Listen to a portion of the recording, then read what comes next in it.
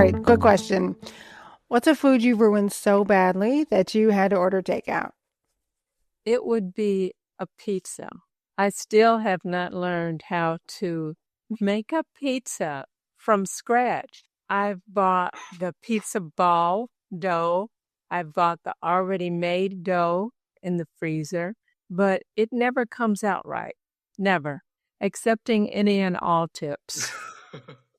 I don't think I have ever botched a meal so badly that we didn't eat it anyway.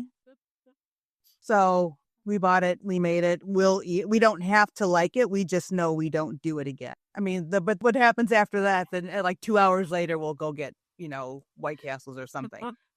So, I mean, we'll eat it.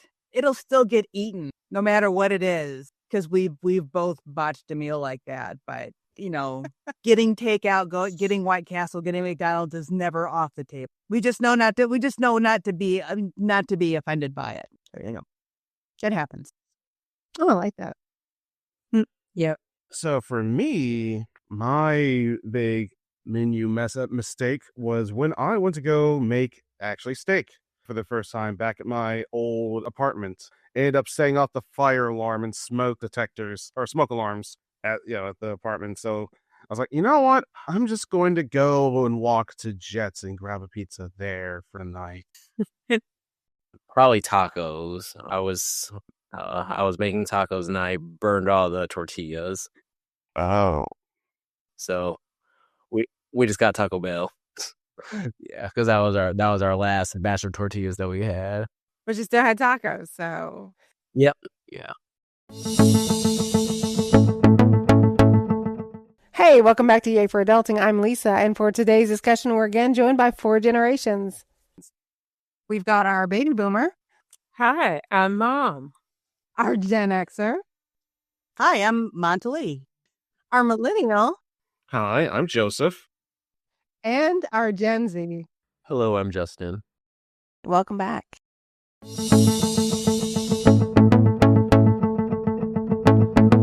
the goal with eating, especially when you're starting out in your first kitchen, is just to eat, right? You don't need to be fancy. You just want food that isn't burnt, preferably, and maybe tastes good. So what's your I'm tired, but I need to eat meal? My need to eat meal is a PB&J. Quick, easy, delicious. Can't go wrong with a classic. Agree. And it's really hard to mess up. Yeah, that's just what it means that you over jellied or over buttered your sandwich, or under buttered or under jellied your sandwich. Can you do that though? It's all personal preference. My I need to eat meal was PB&J, but I will also do a quick tuna salad sandwich because even that you can get as plain or as fancy. My husband will just use tuna and mustard, and that will be his sandwich. Whereas I will use mayonnaise and relish and olives and lemon juice and a little salt and pepper. Mm-hmm. And if I have them, then some hard-boiled eggs. Ooh. So there. That's how we make fancy tuna salad. And then I can add noodles if I want to make it a huge meal, or just leave the noodles out and just put it on bread or eat it with crackers. And I also learned to call it tuna salad, not tuna casserole. I think it was the first time that I made it for my spouse. I called it tuna casserole because that's what we had always called it. But it was cold, not hot. And he did not like that. It's like, oh, this is what it is. Eat it or starve. I don't care. No, casseroles are supposed to be hot normally. Casseroles are hot. Salads are cold. So now it's a tuna. And honestly, you don't want to, it's not like you want to put tuna in the oven anyway.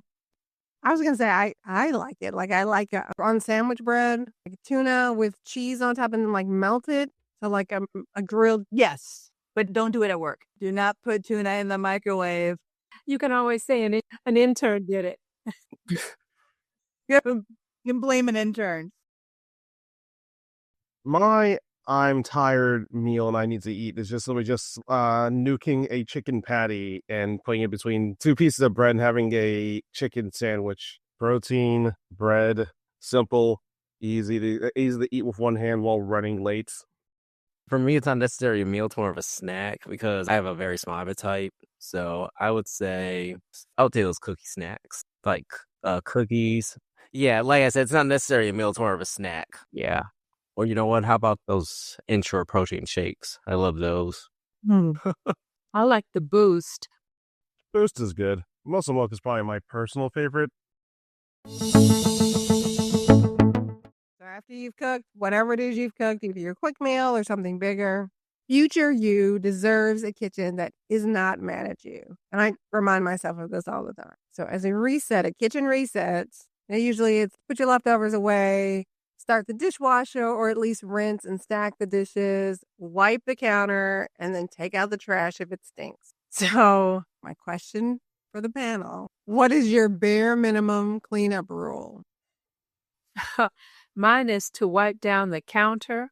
I keep a spray bottle with half alcohol and half water. I've been using that since COVID. And I spray the counter, and wipe it down. So that's the main thing for me. If I can't do anything else, that's one thing.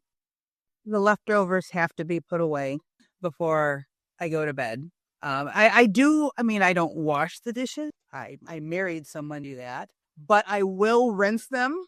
And they will be stacked in the fridge because I also set the coffee maker in the morning. And if I don't, then I still need to get to the sink. And I can't do that if the dishes are just in there all willy-nilly. So I'll rinse the dishes and get them stacked in the sink. We don't have a dishwasher. Whether I should say I married the dishwasher. And I will wipe down the counter, especially now because we're right smack dab in the middle of ant season. So the counters have to be wiped down, the leftovers have to be put away, and the dishes have to be rinsed. So, but I do not mop and sweep the floor anymore. So there, that's me. That's me shaking off generational trauma. Good for you. Thank you. Real breakthrough. I will generally go and take my cooking utensils after they're done being used for, storing the food, and put them on either the sink or the dishwasher, whichever one is not filled at the time. Yeah, mine is pretty much the same. Like the dishes, wash everything down. Like the pots and pans, we don't put that in the dishwasher. We have our dish detergent, wash it up in the sink. Put it when we want to make sure we have it ready for our next meal. Are you a measure exactly person or a vibes person? Oh, I'm definitely a vibes person. My husband is not. He'll be cooking something and he says, it needs a tablespoon of cinnamon. Okay, no problem. Yeah. Did you put it? Yep, sure did. Yeah, I hardly measure anything. So sometimes when I'm making a cake, though, like baking soda, baking powder, but usually if I'm making a recipe, no, I eyeball it. I measure. I have lots of implements for measuring. I do have a kitchen scale. I have one of those scoops that has a measuring device inside of it. I have several measuring cups and measuring spoon sets. I even have a little larger shot glass that has the gradients on it. I know that 5 tablespoons equals a third of a cup because that's what I use to make coffee overnight. I can just scoop 1/3 in and it makes 10 cups of coffee. My spouse, on the other hand, is a vibes person, which drives me up the wall, especially making something for the first time. If you're going to make something for the first time, follow the recipe and then you can go off and do your thing. Yeah. But that's not how. It's like, how do you know that it's correct or that this is how it's posted? That drives me bananas, drives me nuts. I lean more towards measure exactly for certain things. Like usually when I have to scoop up something, but when as for things for me, splash and add a sauce or whatever to something I'm cooking, then I just eyeball it and it's like, okay, All right. is it covering all the meats and veggies? Okay, cool. Then I don't really need to measure that much. But when it's like, oh hey, you got to add X amount of sugar or X amount of thing for a flavor, okay, then I will pay attention to the measurements in that regard. Yeah, I'm the same way. I like to measure exactly, especially if it's my first time. But if it's something I'm making multiple times, then the next time I know what I'm doing. When you first learned to cook, anyone teach you specifically, or was it more on the job kind of thing? I learned from my mom, and sometimes she used a recipe, but most of the time she didn't. And so I guess that's where my vibe measurement comes from. Okay. What's your go-to shortcut? It's not a shortcut so much as I guess it's more of a cheat sheet, but I have a metal guide on the fridge that says, an eighth of a cup equals this many teaspoons equals this many tablespoons equals that, because I'm terrible at math. So, and fractions, so kids, whenever you wonder, when am I ever going to use fractions? It's when you're cooking. This is what we lost when they took away home ec. Yeah, exactly. So that's my shortcut. One a shortcut I do have, I have in my cabinet an all-purpose seasoning that I made. It's a tablespoon of salt, pepper, onion powder, and garlic powder. And it's all shaken up and it's in one shaker. And I use that to season everything, whether it's steak or chicken or whatever. As long as, as long as it's something that you don't necessarily want or that you don't mind, being flavored with a little garlic or onion, because not everything needs garlic and onion. But for something like a steak or chicken or even rice, it's sort of like the house seasoning. So that's what I use to season everything before I cook. I learned early on that when you're going to go and make something or make a meal, it's good to just have your portions set up ahead of time. Like, so have your seasonings ready to go, already squared out, your sauces and your cuts of meats and veggies also like prepared a little bit ahead of time. So that way it just saves on the hassle of doing this stuff like right as you're cooking it as well. So you don't have to worry about chopping things and then immediately putting them in the pan. Then as they're cooking in the pan, chopping up the meats and add that to the pan. No, it's already chopped up. You can just add it when it's ready, not just racing against the stove to chop onions. Do you trust recipes, TikTok, or your own taste buds more? Recipes. Because every time I use a recipe, everything always works out, and it's yeah, it ends up going well. Nice. Okay. There's TSP, which is teaspoon, versus capital TBSP, which is tablespoon. These are very different. You have cups versus ounces. You have pounds versus ounces. You have liquid measuring versus dry measuring. All of those can be confusing, but there are so many tips on the internet that can help you out. I was going to say, you will know the first time you screw up tablespoons and teaspoons, and it's a mistake you don't make twice. Yeah, tablespoons be pretty big. What you see is, oh, yeah. I was going to say, and with that, you learn, like when I was younger and began baking, your recipes usually say to use like a teaspoon of vanilla. And I learned as, I was doing my big girl baking that you don't really want to do more than a teaspoon of vanilla because nothing will wreck a cake faster than way too much vanilla.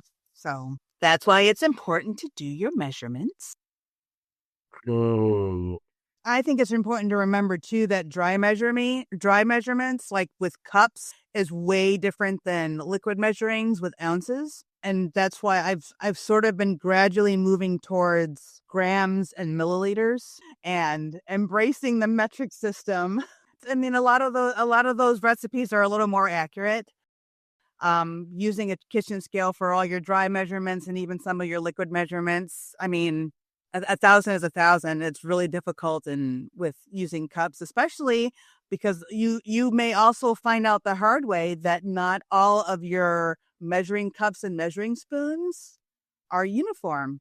There's no uniformity to it. And so it's one thing to use if you have like six, I'm not saying I have 6 sets of, I'm saying if you're going to have multiple sets of measuring spoons and measuring cups, they should all be from the same manufacturer. So every time you make your recipes, they'll be the same, because a tablespoon made from Betty Crocker that you get at the dollar store may not be the same tablespoon that you might use from a measuring set from like OXO. Found that out watching America's Test Kitchen. Yeah, I have a scale, and it does come in handy when something I haven't made before and I need to scale it down for 2 people. Then I use that scale to measure. When the recipe calls for 8, then I can figure out what I need for 2. All right. So the lesson from this section is buy a scale and use the metric system. You trust no one. Not even Betty Crocker. Not even Betty Crocker. When cooking for a group of people, how do you adjust so that it appeals to lots of people? I try to be in the middle of the road. I don't make it too spicy or too sweet, too salty. So I taste it, and I try to make it something that I think everybody will enjoy, and they can season it more if they want to. I don't. If I'm okay, this might need a little explaining. I don't, because if I'm making something, unless someone has said that, unless someone has an allergy or they have a sensitivity, they're not going to be eating it anyway. But if they're asking me to bring a dish, they're not asking me to bring a dish that necessarily everybody is going to like, because I'm not going to drive myself crazy that way. But I will bring a dish that tastes good, that I think tastes good, that ideally folks will enjoy. But I'm not gonna make it more bland, because then people will say that it didn't have any flavor. So I'm gonna make a meal. I'm gonna make sure it tastes good, that I would eat it. And then that's what I'm serving folks. You don't have to eat it. It's not going to hurt my feelings. But sometimes that introduces new foods. I remember when you made a soup once and you said it has goat cheese. And I thought, what else can I have? But I said, I've never had that. And I tasted it. And it's like, it was good with I don't know if it was pumpkin soup or something that. Was it goat? Was it the lamb chili? Oh, yes. Yes. And it was pretty good. So sometimes that introduces people to new food. Lamb chili. Yeah, it was lamb chili with a goat, with a goat cream sauce that you could put it in, because it was kind of spicy. So that goat cheese would sort of tone down that spicy. Mm-hmm. The spicy and the lamb. Mm-hmm. I generally don't have to do that much like adjusting most of the time, because people I'm around already have I would say they have my taste, but they generally have an understanding whatever I make. So if I do want to scale it down or scale it up, whatever flavor, I'll just take a spoonful of whatever, have it like drops of it onto my finger, whatever, and taste that, see if the sauce needs something else to it, or if it needs to be sweeter, spicier, etc., etc. They already appreciate what you bring to the table, much like how what Monty said earlier. It's like, I'm making the thing that you guys expect me to make, so I'm going to make it the way you guys know how I make it. Probably same thing. Like I would definitely taste it first just to see if it needs to add because I like my stuff with flavor. I like my stuff sweet, not necessarily spicy, but yes, I would probably taste it, and if it needs more spice or flavor, I would add more. So to the way that you like it. Pretty much, yeah. Maybe I would definitely ask, because I've never been in this situation before. So if so, I would probably ask my people, say, what do you think? What's your honest opinion? I mean, I hope they're honest, but what should I do better next time? Getting feedback, I like that. Yes, yeah. Very Gen Z of you. All right, adultlings, that's it for Kitchen Stuff Part 2. If you take nothing else from this conversation, take this. You don't need a perfect kitchen. You just need a few systems that make it easier to feed yourself and clean up so that future you isn't too annoyed. Try one thing from today. a 5-minute reset, get a scale, or just admit that you're a vibes person and make peace with it. And we're going to keep the generation conversations going because everybody's learned something different and somehow we're all still hungry for more small wins. But that's not all we're doing. Coming up, we'll keep the multi-generational panel vibe and we'll dig into things like baby boomer tips that still work, Gen X latchkey life skills, millennial paperwork strategies that keep you sane-ish, and a Gen Z first apartment takeover. More to come. And remember, progress over perfection. See you next time.